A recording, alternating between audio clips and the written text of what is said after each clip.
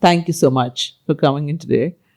All your reputation and achievements precedes you, but it'll be great if, each one of you could just introduce your business and also, tell us about your entrepreneurial journey till date.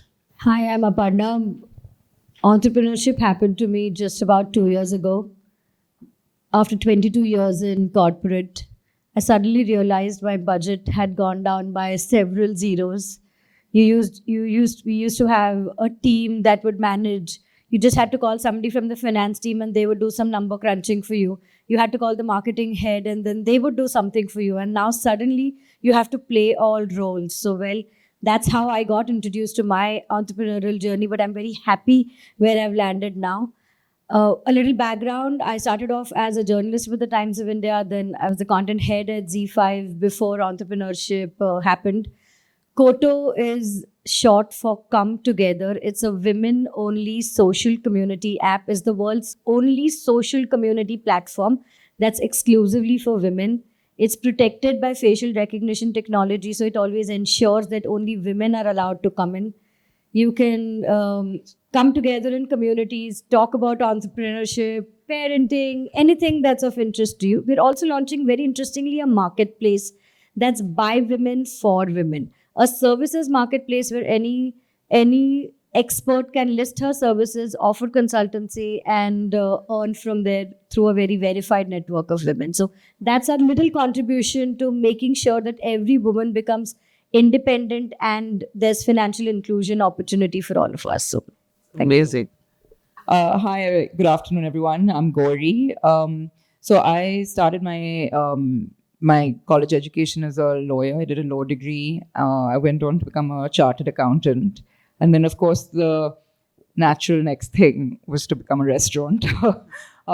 So, a lot of people ask me why this shift and how this shift from legal and finance to hospitality. And I think we'll talk a lot about more about this.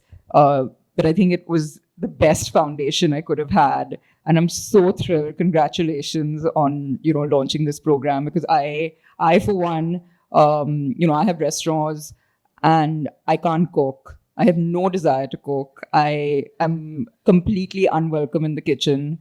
But I understand a thing or two about business. And that's equally important, in any sort of entrepreneurial journey. And so, it's been, I was at PwC and my husband and I had just moved back from overseas to Bombay, and we just missed really good food. Didn't mean we should have opened a restaurant, but it was him having a midlife crisis and me trying to protect him from throwing all his money away. And I said, okay, I'll take 1 year off from my job. I'll take a sabbatical. Worst case, I know they'll have me back. And so the risk-averse accountant, took that plunge, and it's been a 13-year sabbatical, let's just say. So that's me. Wow. Hello, everyone. I just want to say that I'm so happy to be here. And big thanks to Namrata and Dr. Shahani for this opportunity. And today I'm so amazed to see so many girls sitting here.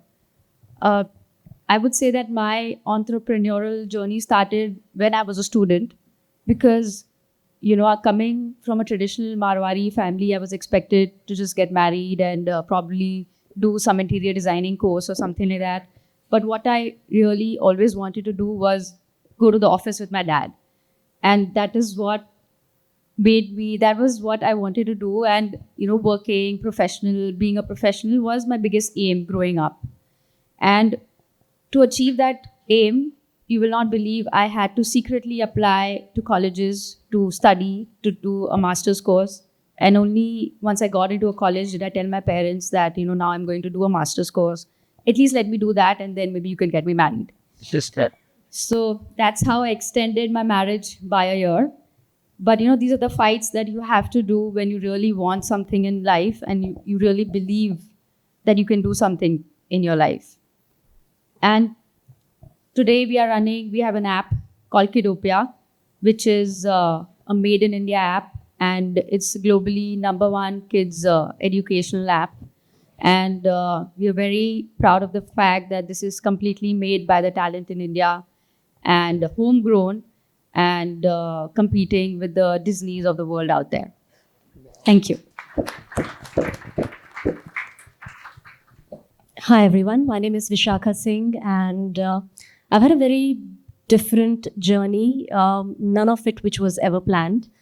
I knew I wanted to be independent because I've grown up surrounded by independent women all my life.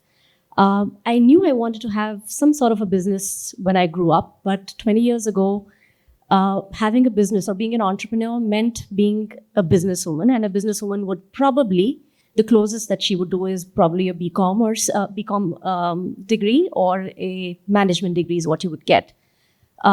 But as destiny would have it, I ended up becoming an actor. Even though I'm a graduate in business studies, I've done my post-graduation in advertising and public relations.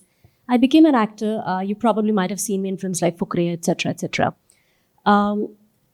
In 2012, I decided I didn't want to be an actor. 2012 to 2014 was my iffy phase where I was acting, but I knew I didn't really want to be an actor because I just wanted to do something bigger. And I ended up moving to the other side of things, which is producing independent films. Now, let me tell you, that's not a wise decision if you have had no training whatsoever. And Aparna here would agree. We're from the same industry. Now, becoming an independent film producer means you are an entrepreneur. All those days of being an actor where, somebody picks up your bags and you have somebody walking with the umbrella around you, go to the drains. You're the producer. You are an entrepreneur. You have to raise funds for your IP. You have to make the IP in that timeline. You have to release it. You have to ensure that you make money, your investors make money, and you have enough to then invest back in your next project. So my life has been full of a lot of multi stuff happening at the same time. So in the last 10 years, I have co-produced about 5 independent films. I have acted in about 11 films. I stopped acting actively in 2017. 2017 is when my actual journey of entrepreneurship began, because as an independent producer, I realized I need my audience. And how do I connect with my audience? The only way that I could really connect with audience to come and watch independent films, and as my friends in the film industry would call it, Vishakha, tum gareeb filmein banati ho, And the only way I could do was to leverage technology, and that's all I understood. And now, we'll again get into the details of how it happened, but 2017 is when I started with Iconic Bot, which was a chatbot tool for actors to connect with their audience, which we then pivoted to a SaaS tool in Toronto called 45 App, very interesting AI tool. And then we pivoted to NFT marketplace, which got acquired by WazirX, India's biggest crypto exchange. And that's how the journey began. And we'll get into the skills needed to maneuver through all these roles later, but that's been the journey so far. I exited from WazirX NFT marketplace in 2022 successfully. And since then, trust me, after all this crazy decade, experience that I've had, the last year, 2023, has been spent in just reflection, resting, pausing, and then deciding the next course of action. And great. So, one of the toughest starting points of entrepreneurship is deciding what product or category you want to get into. So I'd like to ask you, Gauri and Anshu, why did you choose the category of product? In your case, a restaurant. In your case, the tech product to get into. Someone asked me earlier why I got into restaurants as well. And I think that most entrepreneurship journeys start from a need of your own. In my case, I was just missing great food options in the city. And I know that sounds really crazy that, like I said, doesn't mean you open a restaurant. But I think that's where it starts from, where you identify a gap for yourself. And, if it's a big enough gap, then you'll, and it bothers you enough, you'll probably do something about it. So Kidopia as I said, is an educational game for kids. And I have been a gamer my life. I have been a tech enthusiast. And my daughter was about a year old when the iPad was launched. And when we gave her the iPad, she fell in love with it. And we immediately knew that this is going to be big. Kids are going to get addicted to the screen. And being a gamer myself, I know how detrimental it can be. And that's when I thought that, we should make something constructive for kids. If they are going to be on a tablet and using it for long periods of time, it should be meaningful, it should be educational, they should be learning something.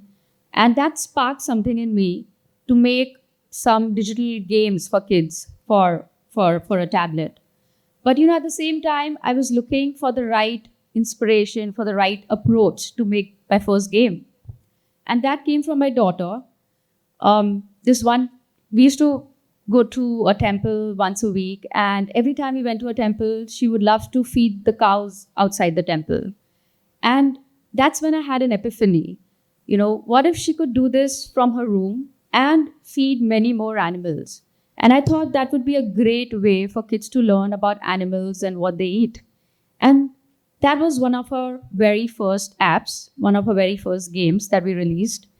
And you will not believe that that app resonated with kids all over the world, because all kids have this the same delight in similar things in life, and it became really successful. And we thought that the approach that we are taking to make our products is really great, and that's how we continue doing what we do. Thank you.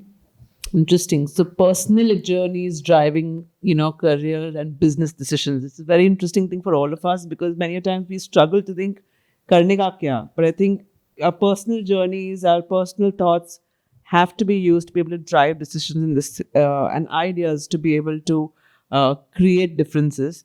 Gauri and Aparna, you both were very good senior professionals in industry. What made you leave that all and start, a business? And I think the idea is that, it's very difficult to leave a salary package and do something like that at times. Did you do a SWOT analysis in your head to be able to come to this decision, or was it like, this is it? My family had an intervention when I was thinking about doing this, because they were like, firstly, you're quitting a stable, well-paid job that you've trained for to get into something that you know nothing about with your husband. This is just the biggest recipe for disaster. And so they had a very polite intervention, which didn't really, and now my mother's like, that's my daughter's restaurant. But I think, I have to say that I said, what's the worst thing that can happen, right? It's 1 year. I'll take out 1 year. I know I have something to fall back on. And I do say this to people when they ask me about the restaurant industry, and I'm sure this applies to other businesses as well. Don't go all in with, financial put everything, like all your savings. I mean, I know people have stories about that as well, and you're lucky, of course, if it pays off. But I feel that, if we're all talented, we're all smart, there'll be something we can do, and go back to if you're changing careers. And, if I now ask myself, what's the worst thing that can happen, right? So if you don't take that plunge sometimes, and you don't, especially because, I didn't have kids, I was like, this is, if I don't do it now, then when? And I think that's the extent of my SWOT analysis, honestly. Yeah, in my case, there was no SWOT analysis. It was, I think for me, entrepreneurship happened because COVID happened, right? And there was so much introspection that happened during that time, right? Like, really, am I meant to do this, right? Why am I doing this? Am I happy doing this? Yes, I was happy, but was I enough satisfied? Did I see myself doing this for many, many years? And then things changed. A group of us from Z5 moved, and we came together, and this whole idea of, okay, we've been content creators, right? But then at OTT, you're always making it for a 25 to 40-year-old male, right? And when you think about making something for women, you're often thinking soaps, you're often thinking romance, you're often thinking soft stuff, right? So the whole idea started with, okay, should it be a content platform exclusively for women? Content went into community. Community is now lending itself very well to commerce. But for me, when the decision was taken, it was, okay, I don't want to do this anymore.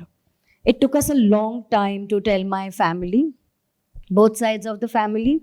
It was around the same time my husband, after 25 years in corporate, decided to be an entrepreneur himself.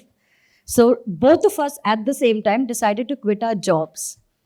Now, I managed to tell my dad one day, and he was like, "Are you sure? Like, you're now old enough, so I don't think, I should give you an opinion, but are you sure?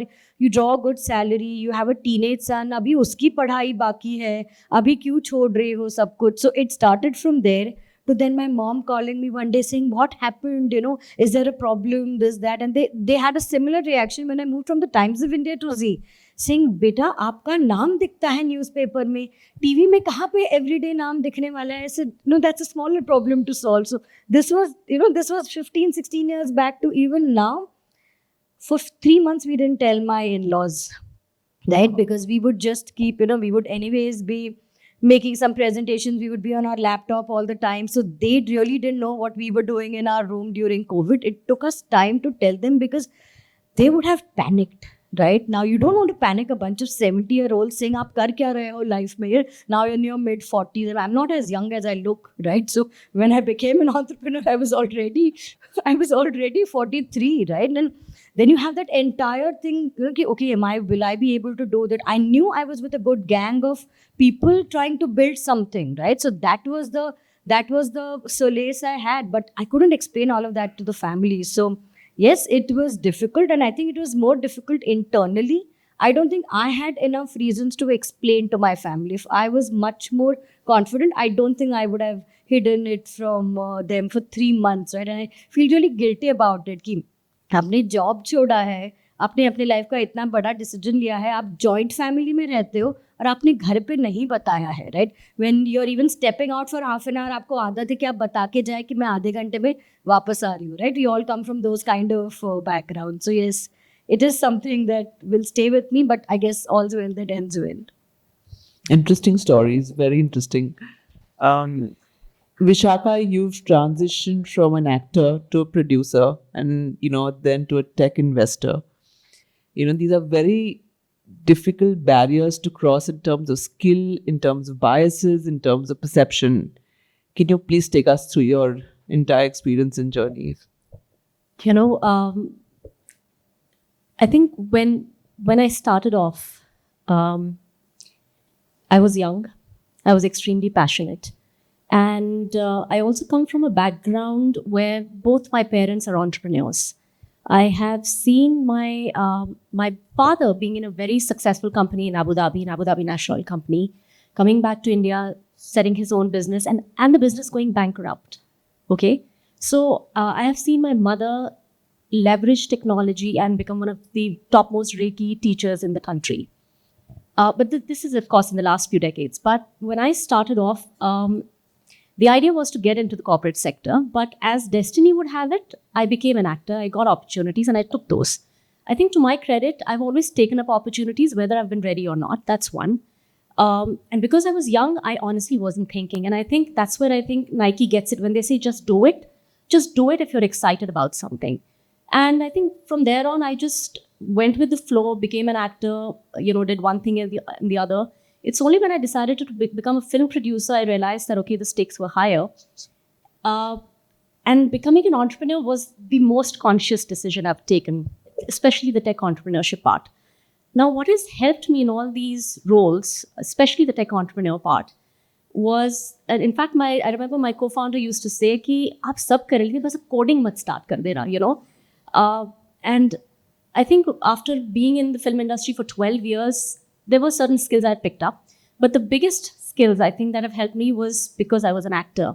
As an actor, I've always been, very, very disciplined. Most actors are very disciplined. We learn to deliver on time. We learn to reach on time. We are able to read emotions very, very easily.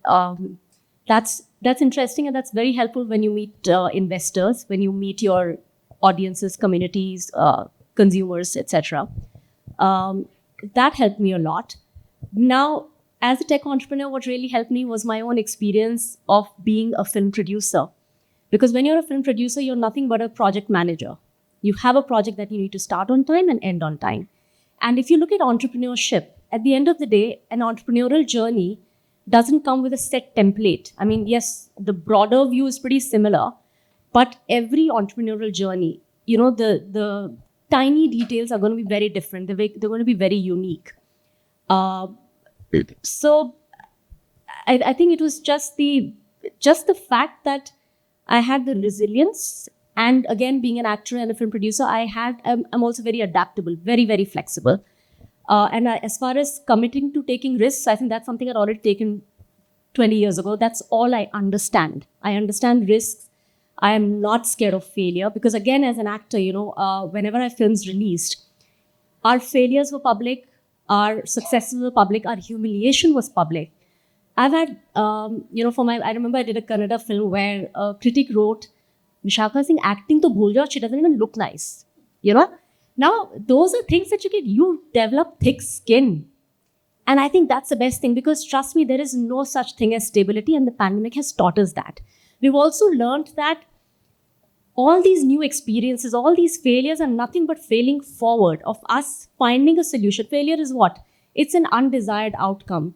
And all you have to do is not take that to heart, but find a solution to this undesired outcome to ensure that it meets your end goal. So yes, I think the journey has been pretty interesting. I've been able to adapt so far. It's been working fine for me. And it's been actually smooth and organic. I think I've just been very accepting of the journey that has come my way. Interesting. That's very, very interesting. And very inspiring as well. Thank you. So, Gauri and Anshu, I think, in terms of in your entrepreneurial journey as a woman, do you think it was a bit harder or it was, you believe you're equals in terms of, be it in fundraise, be it in business negotiations, be it as leaders, be it while building a team? Do you think at times you had it better or worse as a woman? And how do you think you were able to deal with the biases and stereotypes? So in our business, which was industry was primarily male dominated, my husband took full advantage of the fact that I was a woman. So every time we were going into a government office to deal with licenses, he would put me there and they wouldn't know what to say to me or how to deal with me.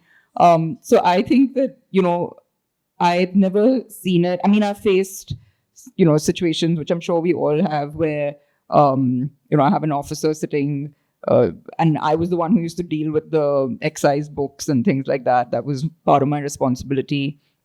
And, he had questions and I was answering them. But he was talking to the guy the manager in the room next to me. He's sort of looking at him and asking questions, and my manager didn't know what to say. I'm the one answering. So, I've had those situations, and honestly, you're like, whatever, this is your problem, not mine. I need to get the job done. And I think that's how I've always approached it, where it's like you do what you need to do. And I think I've used my gender to my advantage where I can. I think it's you see this as a hurdle only if you let it be a hurdle. I know that's easier said than done, but I think another thing, because we were new to the industry, a lot of the work that, most, I would say 95% when we started out of our staff were male. I had to learn pretty much everything about this business on the job, in terms of the actual restaurant business. And I think what sort of garnered respect was getting your own hands dirty and doing, the different aspects of, from answering the phone and taking reservations to being in the kitchen and, helping at the pass if I had to. I remember a day when it was pouring, and there was, I think like 3 out of 30 people showed up to work, and we'd opened the restaurant. And I was like walking around taking orders. We opened a restaurant 3 weeks ago in Bandra, and I was there sort of standing at the desk. And you can't have airs about you, whether you're the boss or the sort of an employee. And I think that made a big difference, where I never felt that the team didn't respect me because I was a woman, or they only went to my husband, for whatever they needed. I think that made a big difference in how But I don't think I did it consciously to get their respect, but I think it did help a lot. So I always say this, that use your gender to your advantage wherever you can. And when a man is doing a job or working, that's the only job that they are doing. When a woman is working, she's a homemaker, she's a parent, she's a daughter-in-law, she's a daughter. So we have 2 to 3 times more jobs to do than a man. Unfortunately or fortunately, the society puts a lot of pressure on men to be successful, and that's the only thing that they are looked up for. For a woman, there are so many other things that they have to be great at.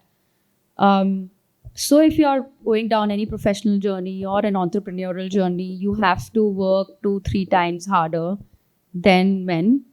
And you can do it. It is just a mindset.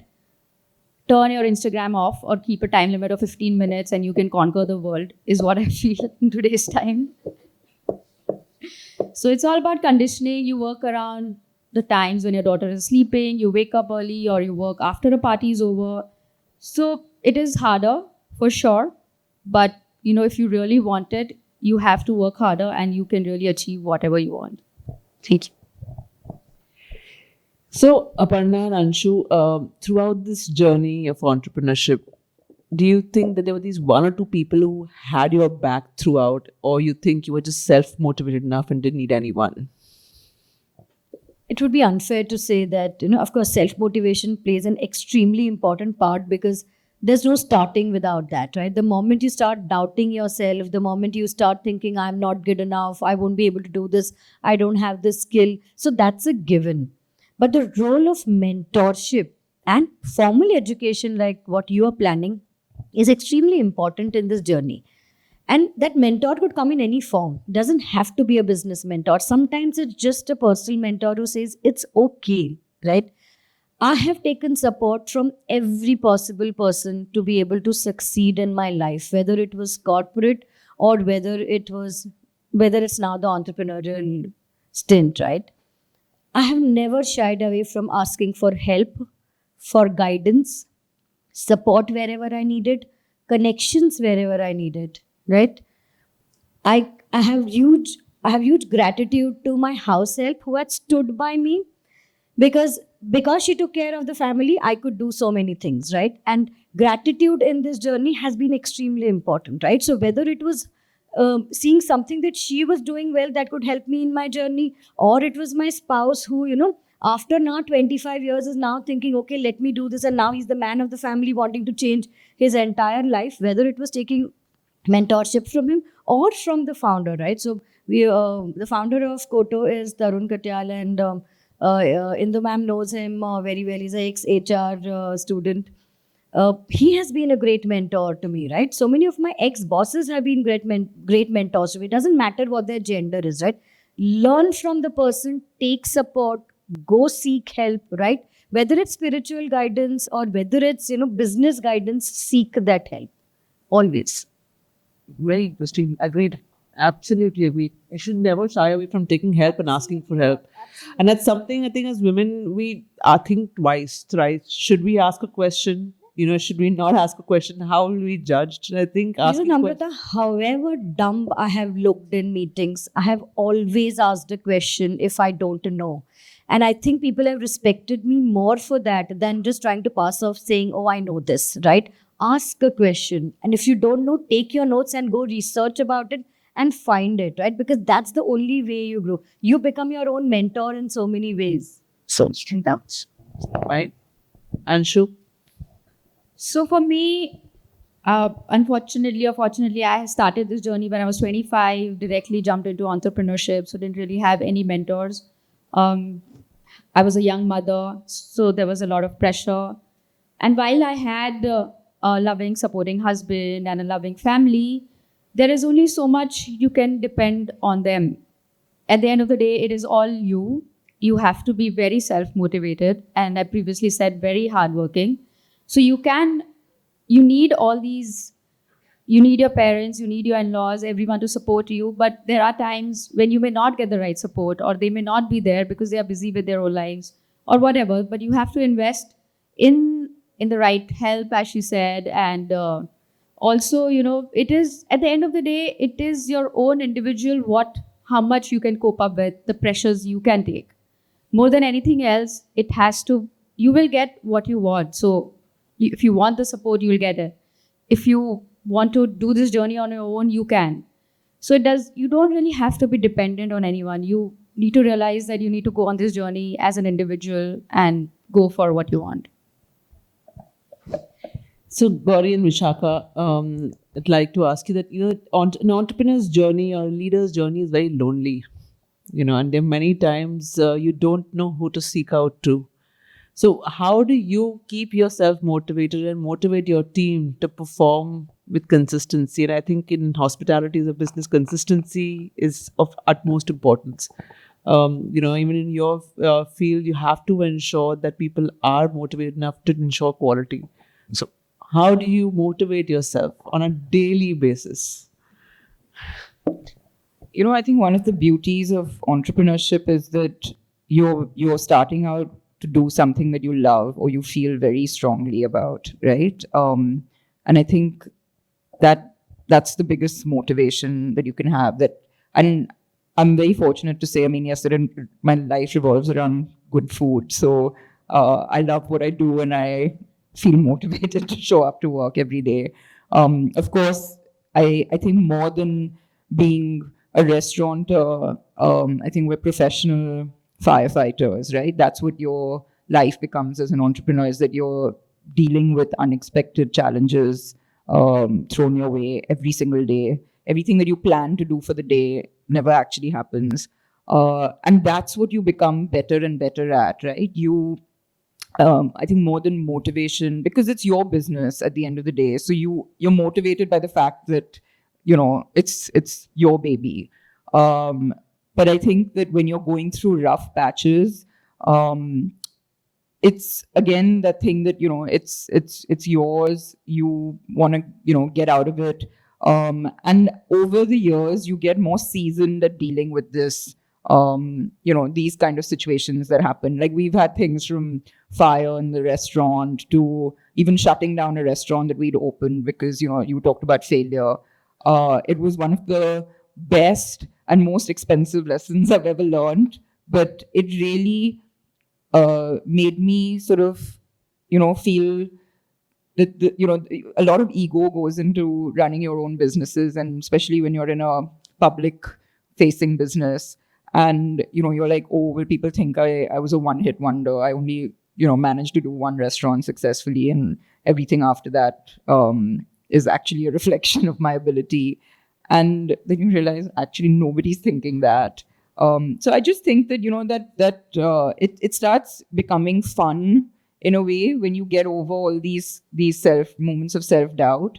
And I don't think you really need to motivate yourself to show up to work. You just become more seasoned at dealing with challenges, and then you're in a better position to motivate your team actually. And I think when you find the right team, at least the next sort of level down, that is on the same wavelength and is sort of understands why everyone's doing what they're doing, they're able to motivate further down as well. So I think that's the important thing, that to have everybody have that collective mindset to know why you're showing up to work every day when it isn't your business. I think that's the really important one to pass on. And then they help you do that sort of further down the chain. Yeah, as Gauri said, it's important to know your why. And I think being motivated is not difficult if you know why you're doing what you're doing. And in my case, as I said, when I started off as an actor, 99% of the times you face rejections. You go for auditions, you face rejections. And you still smile the next day, get up again and go for your next audition, go for your next look test, etc. So the more number of rejections you face, the more stronger your determination is to succeed. And as far as motivating others is concerned, especially when it comes to entrepreneurship, How do you know that somebody's motivated? It's through the resilience that the person shows. And resilience is a daily practice. Trust me, it's not something that you just suddenly come up with. And by daily practice, I mean, about 10, 15 years ago, this whole concept of mental health didn't really exist. Today, people are openly talking about it. I, for instance, ensure that every day, come rain or shine, 6 p.m., I shut things, I work out, I journal, I meditate. I'm very, very particular about my time, about my productivity tools. There's this app called Sansama that I swear by. I devote those 2-hour focus hours for myself. So that, once you are very sorted personally, mentally, you're able to find the motivation to do the things that you love. You're able to inspire others, and you're also able to then give the best to your team.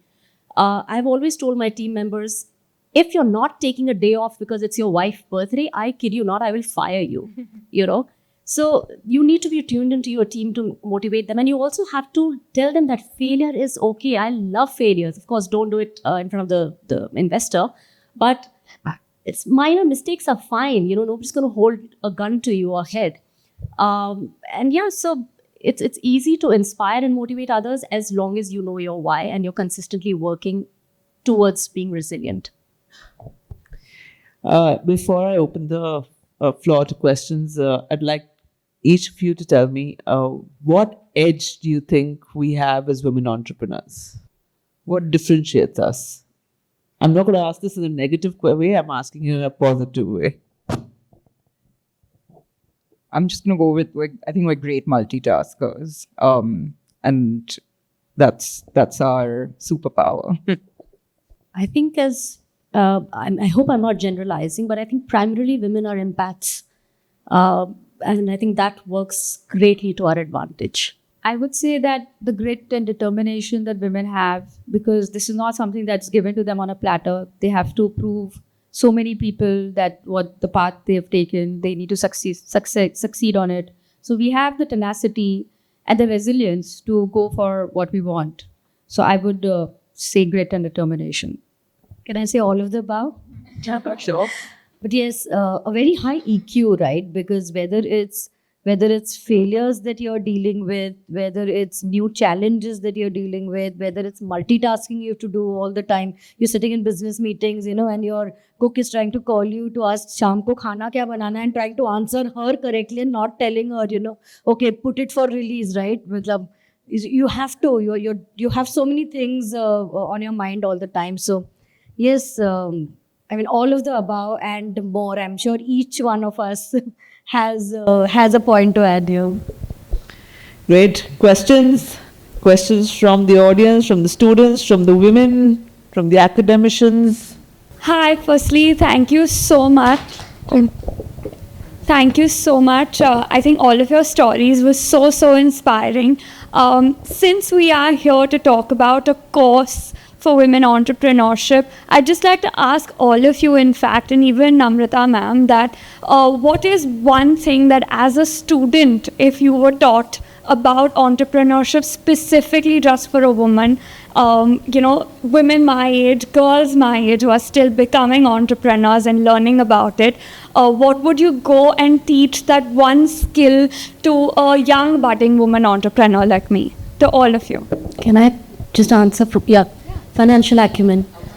Yeah, accounts. I kid you not, because legal and accounts, your two best friends. Exactly. That's it. That's the first thing you need to hit. Give your money to anyone else except me. Good evening, friends. And I'm glad to be invited at this place because I am starting my journey to be an entrepreneur. I've been working with a corporate company from last 15 years. I'm on the verge of quitting, but I'm not able to make up my mind. From last 1 month, I've been contemplating myself whether to go for it or just leave that fat salary and to look at it. So my question to you all judges, since you have a wonderful story, very inspiring, and you have been successful here, how do I make up my mind? Sooner the better, but I'm not able to, come out of my comfort zone, because I know this journey is a roller coaster. But I want to do it, and I've already started since last 1 week, doing some or the other frame of mind and going there. So how do you do this? Is the best person. Thank you. First things first, as you leave from here, type your resignation letter. Right? Keep it in drafts. Just put a 2, right? Just don't send it till you've made up your mind, right? But keep it. It took me 1 month before I pressed the send button. It was in my drafts for a month, right? Because that is much of the time that took me to decide whether I should do it or whether I should not do it, right? So it could have been more for you, but first type that letter and keep. Second, if you want to take a calculated decision, and if it's the salary or the short earnings that you get, that ting tong in your bank on the 30th of the month, right? If that's what it is, calculate for the next 1 year. Do you have enough savings that can take care of you? Give yourself reasonable time, right? 1 year may be too short, 1 year may be too long, but give yourself time that you will decide. It's like when you go into the stock market, they tell you वो stop loss लगाओ, right? आप कितना तक ले सकते हो, आप कितना तक loss ले सकते हो, right? आप अपने लिए वो calculate करके रखो that okay, do I have enough money to sustain the lifestyle I have today? Pretty much like they tell you how to do retirement planning, right? Decide how much money do you need to be able to sustain what you're doing, right? That will help you make the decision. The rest is all up to you, right? But at least 80% you will come. 40% resignation letter, you will do that by today evening. 40% over the weekend, see what your finances are, you will be home. Monday ko, you will have decided. You can come back and enroll for this course after that. Hi, I'm attending a Women Entrepreneurship event after many years. And as a women entrepreneur for more than 25 years now, can I just tell everybody, please don't have such a fear of failure. I feel everybody is asking, how can I be safe? Is it, can I quit my job and I have to manage so many things? I think women are far more competitive when they are doing it without the fear of failure versus when they are trying to do too much of calculation, whether ye hoga ki nahi hoga. So please you have to be passionate about what you do and believe in what you do. Don't worry about success or failure so early on. That will come. But don't worry about it. Don't let it hold you back. That's all I wanted to say. Thank you. Thank you so much.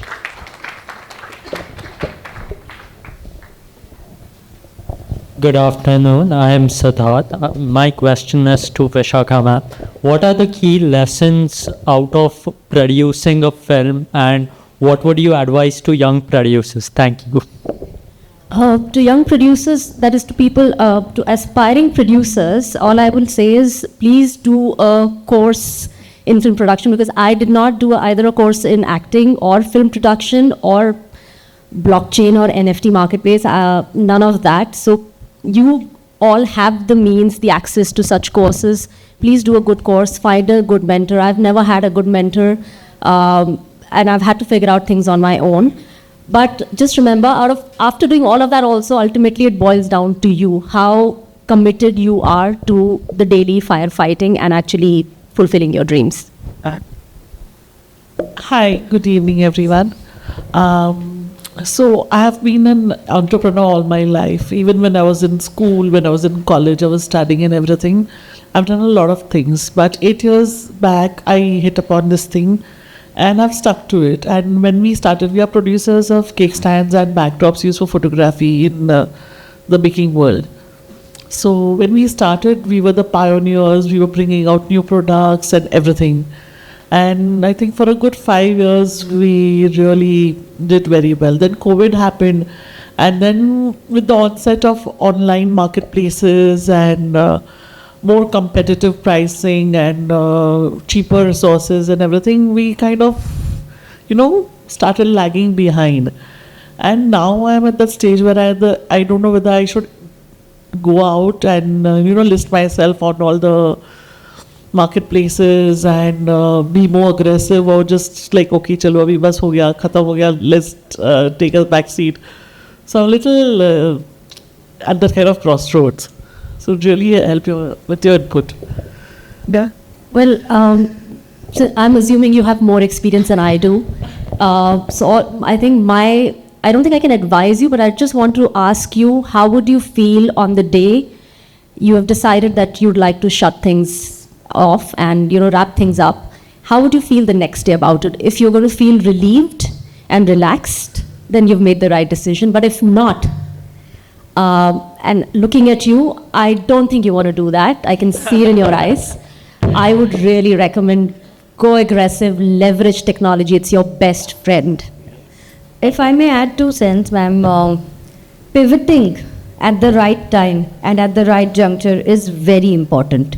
You may have been in what may have been a slightly traditional business, but adopting technology, moving forward with the times, and it's never too late, right? Today, you don't just have to overcome whether you should list yourself on a marketplace or no, not just those decisions. How can you better leverage AI, right? There are so many different things, there's just so much happening in the world than what we know. So pivoting is extremely important. Stepping back and taking a decision saying, okay, now this is not my cup of tea, may not be something you may be very happy with, right? And once you answered Vishakha's question, the next question should be, where do I pivot? How do I pivot in what I have, right? You have great experience in the business, and believe me, the ropes don't change. Only technology changes. Humans haven't changed. Human psychology hasn't changed. The way we do business really hasn't changed as much. It's still relationships that get us our best deals, right? It's still, the principles are still the same. Just the medium you're using, just the technology you're using changes. And what I find challenging is a right partner to guide me through the process.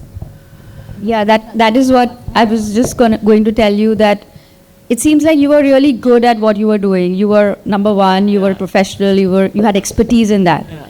So don't let that go to waste because of a break or times have changed. Yeah. If you're finding technology hard or understanding marketplaces hard, get young energy in your business. Hire someone, with equity or whatever, and give them some slice of the pie. And that young energy and that talent will really help to take your experience and again propel you to something. Thank you so much. Thank you, everyone. Thank each one of you for being so warm and so generous with your words and insights. And we look forward to engaging much more with you. And when the program starts, I'm going to call upon each of you to be able to address them in more specific questions. And of course, in finance, for sure. Thank you.